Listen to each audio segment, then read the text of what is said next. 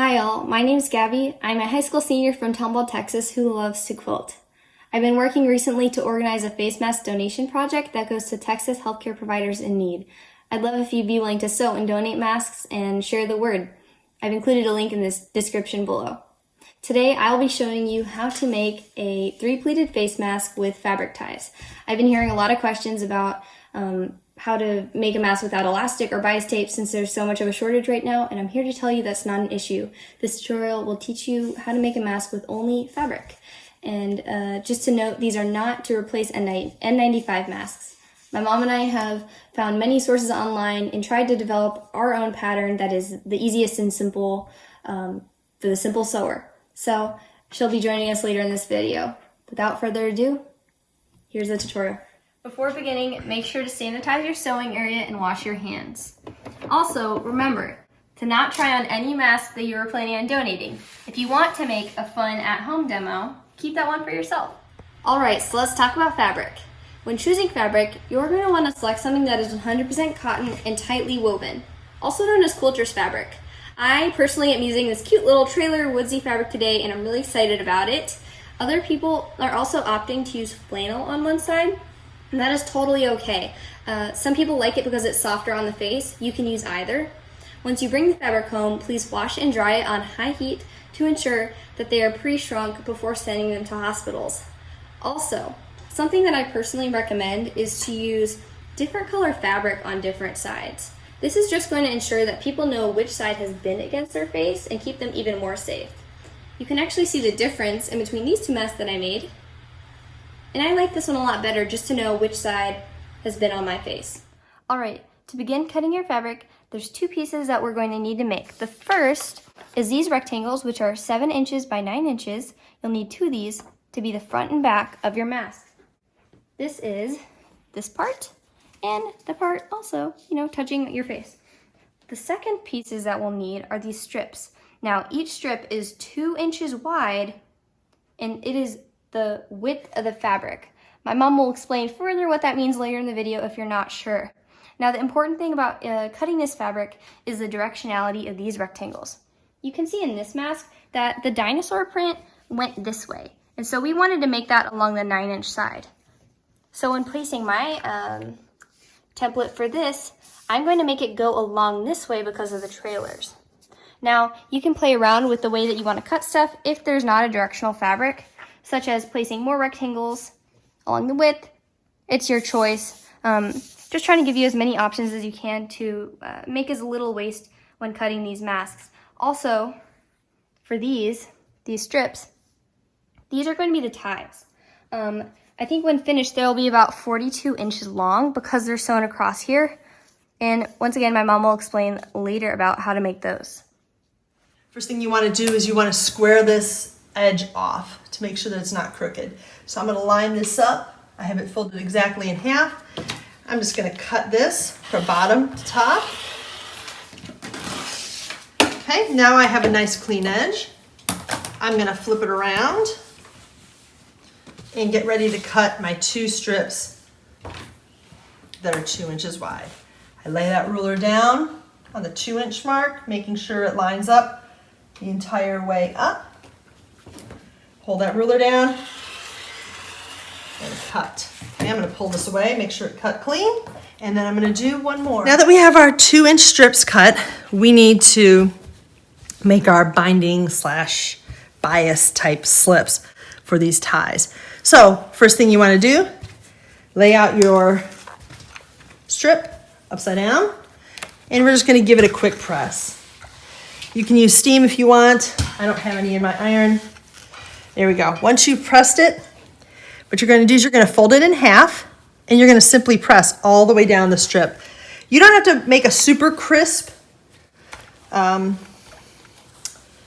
seam here. What we want to do is we just want to fold it in half. So I'm just going to go all the way down. Now that we have that, we're going to open it back up, and we're going to use this middle as a guide. So what you're going to do is you're going to take the bottom and fold it up to the guide. And if you want, we can just press this right now. Give you a little example, and then take the top and fold it to the guide. Again, please be careful of your fingers. They're precious. So, there we go. Whoops. Just right to the middle. Right to the middle. As you can see, we have all of our fabric cut. That is 2 7-inch by 9-inch rectangles, and these are folded just so you can see them on the frame. But these are our fabric ties, all nice and ironed up. Now, the next step is to take the right sides of each fabric with a rectangle, that is the sign with the design on it, and place these together. We'll be sewing 2 seams along the 7-inch sides. Feel free to pin them. And once you start getting good at making these masks, if you want to start chain piecing, that is making a bunch of the same part over and over again, like these rectangles, that saves a lot of time and makes sewing these masks go much faster. I'm going to be showing you me sewing with a spider so that my machine doesn't get jammed like it did previously. And for all you non-sewers out there, a spider is what we call in my house the little piece of scrap fabric that you send through your machine so that your seams don't get stuck, which happens more often than I'd care to admit. Again, 2 seams along the 7-inch sides.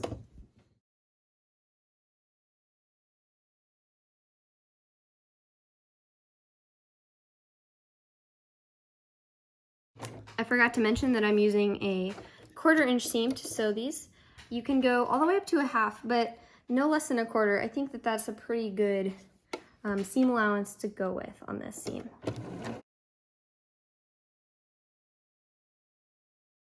We just finished sewing the 2 7-inch seams.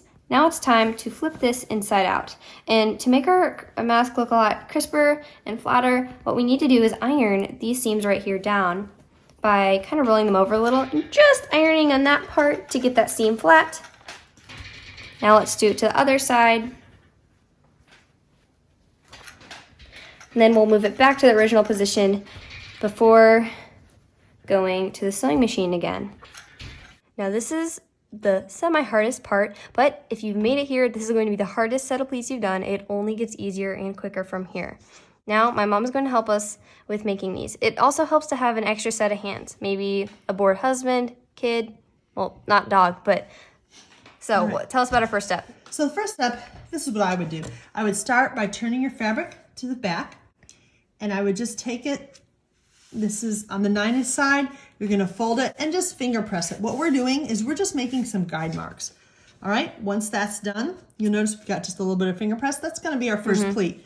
The second, we're gonna take this top, fold it in half to the middle, okay? And then we're gonna do the same to the bottom, right here. Fold it and finger press it. All right, so I find for whatever reason, the bottom pleat is the hardest for me. So I'm gonna start with the hardest part. This again is gonna be our guide. What we're gonna do, this is gonna be the center of our pleat, the poof of our pleat. We're gonna take it, pinch it. We're only gonna go about a 1/2 inch. 1/2 inch, yeah. All right, and if that looks even, we're gonna take a pin. And this is where it helps to have some I'm trying to help. show off and be one-handed, but we're gonna pin it. You see, we've got about a 1/2 inch of material there. And then on this side, we're gonna do the same. Pin it, and it's ready. So there's our first pleat. Our first pleat done. Now, 2 more to the go. second one, we're gonna pinch it. Remember, this is the center line that we just folded. We're gonna pinch it about 1/2 inch. The important part for me is that we're gonna bump it up against this guy. So it's gonna be stacked. No. All right, we're gonna take it.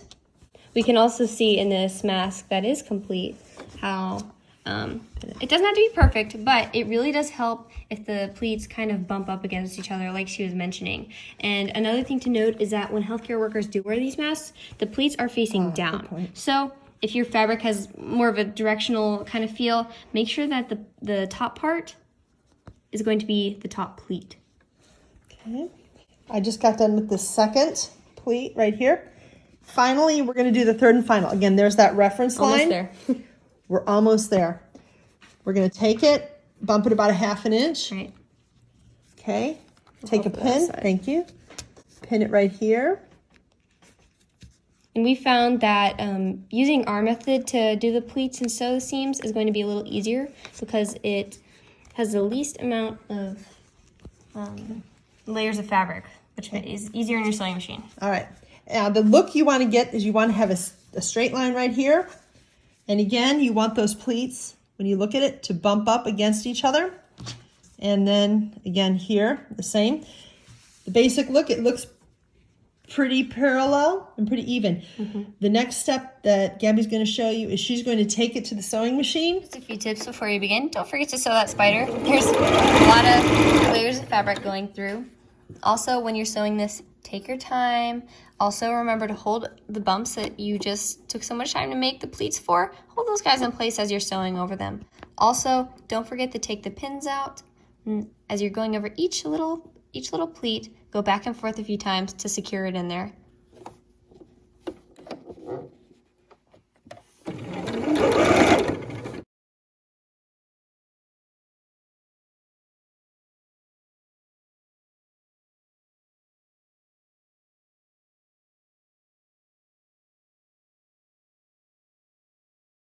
You're almost at the end. I believe in us. What we're going to do is match up the middle of the bias tape, fake bias tape, with the middle of our pleated mask. To do this, take the two ends of your bias tape, put them together, and run your hand down the length until you find that middle. Now I want you to press that, and so you're going to make your own little mini seam, if you can see that, or line. Now, do the same thing with the mask. Fold it in half. I've already done so. And pinch it. You'll see a seam, and I'm going to mark that seam with a pin. Now, our next step is, think of it like an ice cream sandwich. So, it sounds a little silly, but what we want to do, you can see how this bias tape unfolded looks like this. We are going to use it like this, and kind of, if my finger was this, we're going to like wrap it around all the way so it makes that nice smooth edge. Let me show you how we're doing this here. So what you're going to do, you have your bias tape. You're going to nestle this in the middle, the pleated thing. Fold the bias tape all the way over and pin it. Yeah, once again, I called the ice cream sandwich method. I don't know if that's the official name, but I just made it up on the spot. And likewise, what we're going to do later down here, I love these clips to secure it in place. Taking your bias tape and really just folding it on top of each other so it makes that nice smooth line that lines up. As you can see, I've already prepared this and done this all the way down. Remember, as you're sewing it, to kind of keep folding it back in, lining it up as needed to make a very straight line. These will be your fabric ties. Again, bias tape, the idea of it is to fold it in on itself, and then taking that middle, fold it again. And once you sew along this outer line, it's going to make that nice clean edge that you want for the fabric ties. Now, in the words of Hannah Montana, everybody makes mistakes, including me. And you can see that I did not pin this very well, and look how it didn't really pin. So beware of this common mistake. Make sure that your fake bias tape, the pleated part, nestled in the middle. Make sure it folds all the way over before you pin it. See how it's nice and secure? That's not going to come out when we sew it. So just to double check when you are pinning to not make the same mistake as me. Guys, for this next step, make sure to send your spider through. My spider's name is Robbie, by the way. There's a lot of fabric layers, so it's pretty important. When sewing this next seam, we're using 1/4 inch again. Now, I'm not initially starting here, but it's important for you guys to think ahead before you sew. So make sure that your mask is to the left of your needle so that everything is on that side and your seam will work out.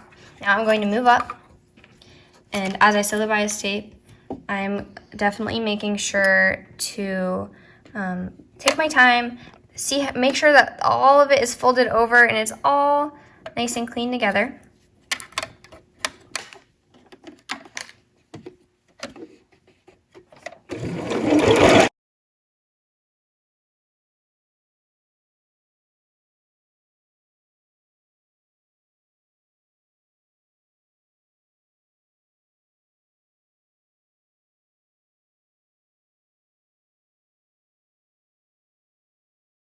Before I do this part, make sure to note, check your front and back, see that it's all snug, sandwiched in there, and make sure your bias tape is all the way over. We don't want to sew anything that's not together.